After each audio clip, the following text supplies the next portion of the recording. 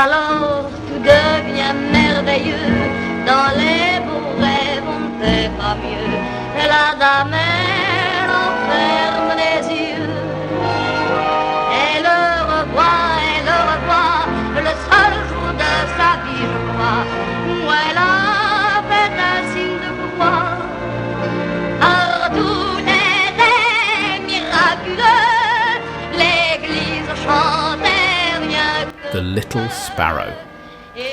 That unmistakable voice which at once embodied strength and fragility. Piaf's tiny, fragile stature, she stood only 4 feet, 8 inches tall, belied a vocal instrument of searing power and emotional depth.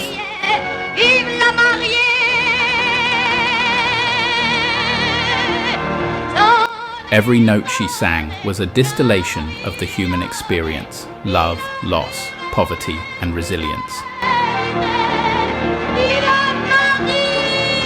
This is the story of Edith Piaf, a woman who didn't just sing her life, she sang the very soul of France.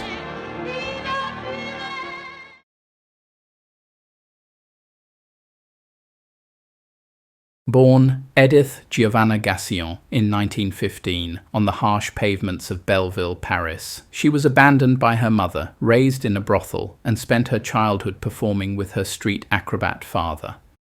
Her education was not in a classroom, but on the cold, unforgiving streets, learning the raw, theatrical art of survival. At the age of 20, still singing for coins on street corners, Edith was discovered by Louis Leplée, the sophisticated owner of the popular Le Gerny nightclub on the Champs-Élysées. It was Leplée who saw past the rough street demeanour and bestowed upon her the nickname that would become her destiny, La Môme Piaf, the Little Sparrow Kid.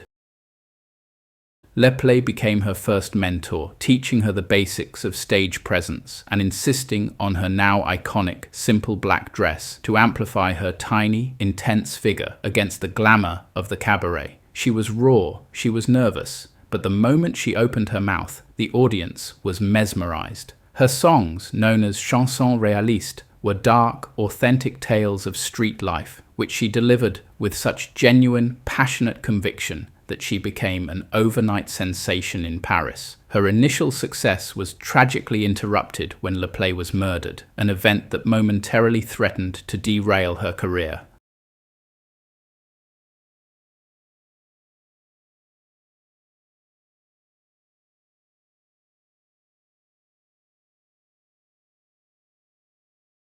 Following the scandal, a new mentor, Raymond Assou, took charge, refining her stagecraft and encouraging her to adopt the permanent name Edith Piaf. She began working with some of France's greatest songwriters, including Marguerite Monod, solidifying her repertoire.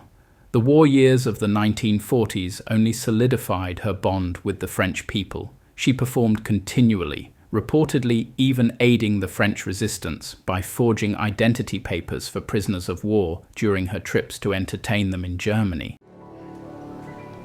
Des yeux qui font baisser les miens, un rire qui se perd sur sa bouche.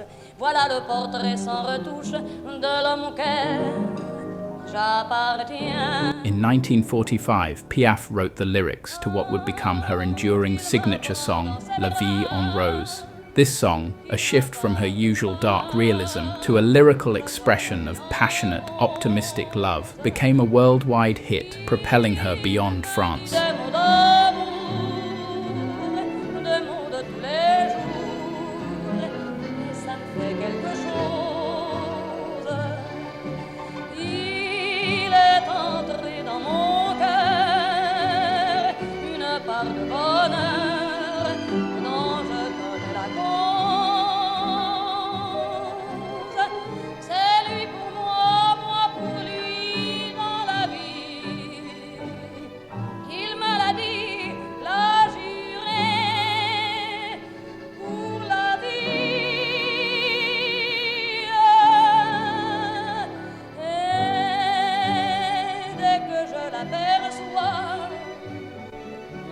Piaf was now not just a star, she was the embodiment of French hope and romance in the post-war era.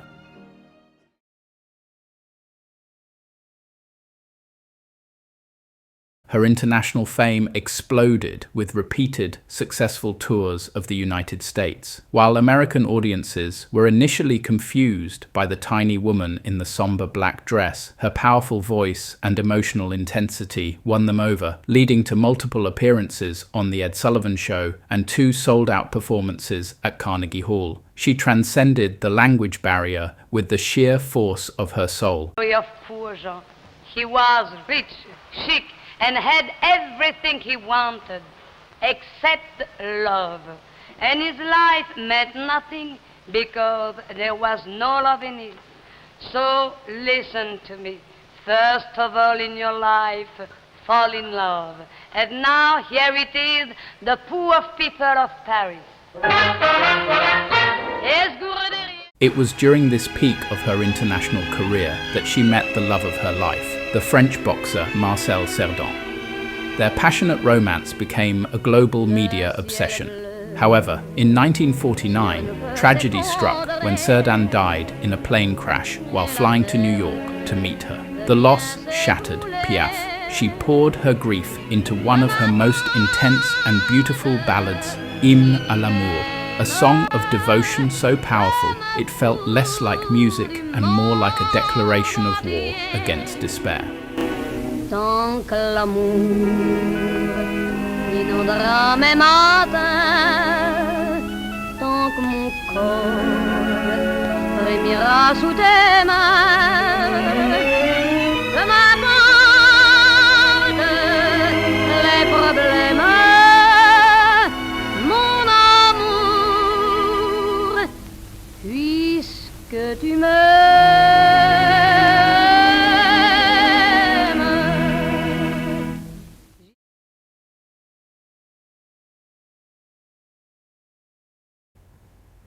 The 1950s and early 60s were marked by relentless touring, but also by devastating health issues. A series of car crashes led to severe addiction to painkillers and ongoing struggles with alcohol. Her body was failing, worn down by the excesses and hardships of her turbulent life. Yet her dedication to the stage never wavered. In 1960, already ill, she recorded what would become her magnificent, defiant final anthem, Non, je ne regrette rien. No, I regret nothing. It was a masterful, ultimate statement of her life, a complete and total acceptance of every agonizing choice, every loss, and every triumph.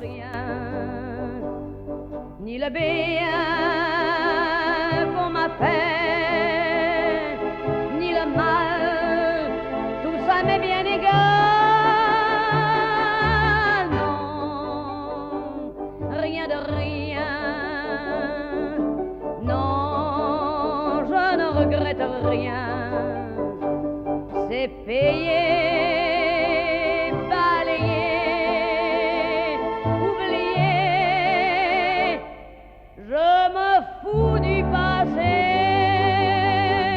This song became an immediate symbol of resilience. She continued to perform until her final days, literally having to be injected with pain relievers just to walk on stage.